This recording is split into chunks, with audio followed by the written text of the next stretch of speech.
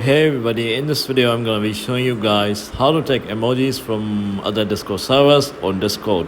So before we get started, I just want you guys to like this video and subscribe to our YouTube channel for more amazing helpful content like this. With that all being said, let's get started with today's video.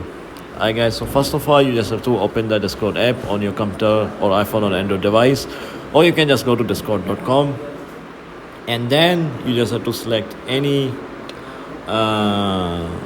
YouTube server and take emojis from there. Unfortunately guys, sorry to back it down to you, but it's illegal. You cannot really do it. There used to be a bug which allowed you to take emojis from, basically steal emojis from other servers and use it in your servers. So unfortunately you cannot really do it, but yeah guys, that's about it. If you found this video to be helpful, then thanks for watching and I'll see you in the next video very soon. Peace.